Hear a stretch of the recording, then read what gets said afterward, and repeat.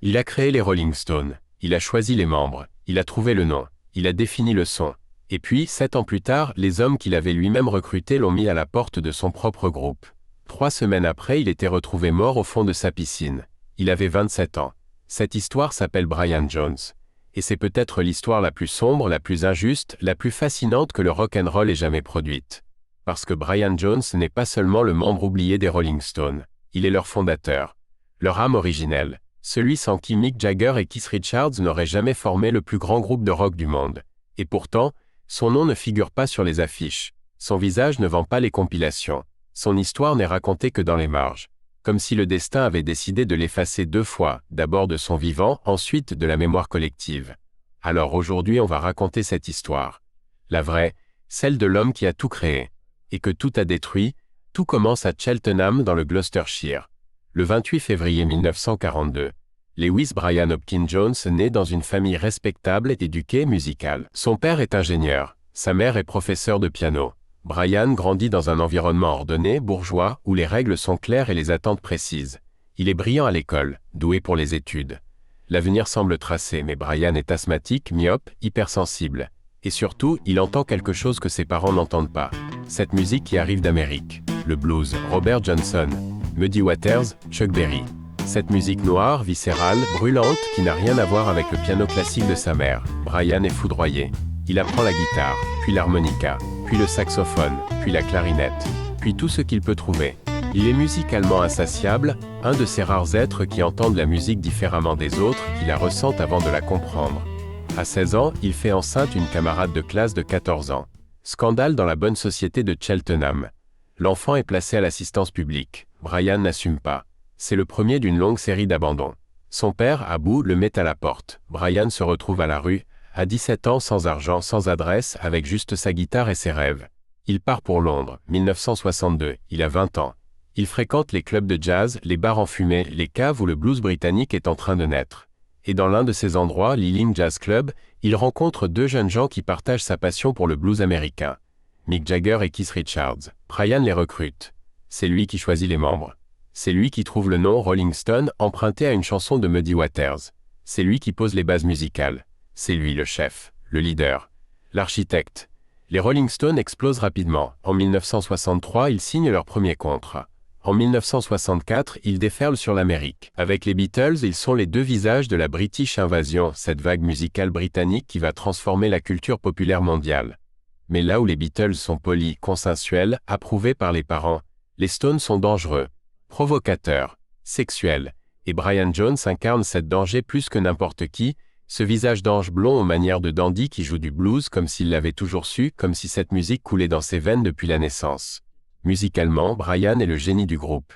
Il maîtrise des dizaines d'instruments, guitare, sitar, dulcimer, mélotron, flûte, marimba. À partir de 1966, il enrichit le son des Stones d'une palette instrumentale qu'aucun autre groupe rock ne possède. C'est lui qui donne aux Stones cette profondeur, cette couleur, cette façon d'aller chercher des musiques du monde entier pour les mêler au blues et au rock. Sans Brian Jones, des albums comme Aftermath ou Their Satanic Majesty Request n'existent pas tels qu'on les connaît. Mais pendant que Brian construit le son du groupe, Mick et Keith construisent autre chose, le pouvoir. Ils commencent à écrire ensemble. Ils deviennent le duo créatif dominant. Ils prennent les décisions. Et Brian, qui n'est pas compositeur, qui ne sait pas vraiment écrire des chansons, se retrouve progressivement marginalisé dans le groupe qu'il a créé. La frustration grandit. La paranoïa aussi. Et puis il y a Anita Pallenberg. Actrice italienne, magnétique, libre, dangereuse. Brian la rencontre en 1965, il tombe amoureux, ou quelque chose qui ressemble à de l'amour. Dans cet univers de rock'n'roll où les sentiments ressemblent souvent à de la possession. Avec Anita, Brian plonge dans la drogue. LSD, amphétamine, alcool, tout. Anita le suit, puis elle le dépasse.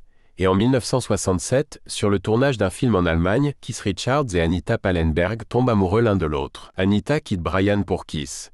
Brian perd sa compagne au profit de son propre guitariste. Une trahison qui le brise définitivement. Sa santé se dégrade rapidement. Sa paranoïa devient incontrôlable. Il rate des concerts. Il est incapable de tenir sur scène. La police le cible, 2 arrestations pour possession de drogue en 2 ans. Les condamnations qui suivent l'empêchent d'obtenir un visa américain, ce qui rend impossible toute tournée aux États-Unis. Pour un groupe de rock mondial, c'est rédhibitoire. Brian Jones est devenu un problème. Pendant ces années de descente, il accumule les conquêtes, 6 enfants de 6 mères différentes, qu'il ne reconnaît pas, dont il ne s'occupe pas, qu'il abandonne comme il a lui-même été abandonné. Une façon de reproduire la blessure, de la transmettre sans le vouloir, ou peut-être en le voulant, inconsciemment, douloureusement. Le 5 juin 1969, Mick Jagger et Keith Richards se rendent chez Brian Jones à Cochford Farm, la maison du Sussex qu'il vient d'acheter, ancienne propriété de l'auteur d'Alice au pays des merveilles. Il lui annonce qu'il est exclu des Rolling Stones, le groupe qu'il a fondé, qu'il a nommé, qu'il a construit. Brian prend la nouvelle avec une résignation qui surprend. Il n'était pas surpris, dira Keith Richards plus tard. Il était déjà dans la stratosphère. Brian déclare publiquement qu'il quitte le groupe d'un commun accord pour des divergences musicales. Un communiqué poli qui cache une réalité brutale. Le 2 juillet 1969, 27 jours après son éviction, Cochford Farm. Une nuit d'été. Brian Jones est retrouvé mort au fond de sa piscine. Sa dernière compagne, Anna Volin, et l'entrepreneur qui rénovait la maison, Frank Thorogood, sont présents. L'autopsie révèle un foie hypertrophié par les drogues et l'alcool et une noyade dans des circonstances jamais vraiment élucidées. Verdict officiel, mort accidentelle, mais les doutes s'accumulent immédiatement. En 1994, Frank Thorogood, sur son lit de mort, aurait confié à un ami qu'il avait tué Brian Jones en le maintenant sous l'eau. Anna Volin, dans son livre The Murder of Brian Jones, soutient cette thèse. D'autres témoins affirment avoir vu Thorogood faire quelque chose à Brian dans la piscine ce soir-là. Mais Thorogood est mort. Anna Volin est morte. Les autres témoins aussi. Et la police britannique, interrogée plusieurs fois sur l'opportunité de rouvrir le dossier, a toujours refusé. Le mystère de la mort de Brian Jones reste entier et continuera probablement de l'être. Ce qui est certain, c'est que Brian Jones est mort à 27 ans, entrant dans ce club maudit qu'on appellera plus tard le club des 27. Jimi Hendrix, Janis Joplin, Jim Morrison, Kurt Cobain, Amy Winehouse. Ces artistes qui ont brûlé trop vite, trop fort et dont la mort à 27 ans semble presque inscrite dans leur trajectoire, comme si le génie et l'autodestruction étaient les deux faces d'une même médaille impossible à séparer. 2 jours après sa mort, les Rolling Stones donnent un concert gratuit à Hyde Park à Londres, programmé de longue date pour présenter leur nouveau guitariste, Mick Taylor. Le concert devient un hommage improvisé à Brian.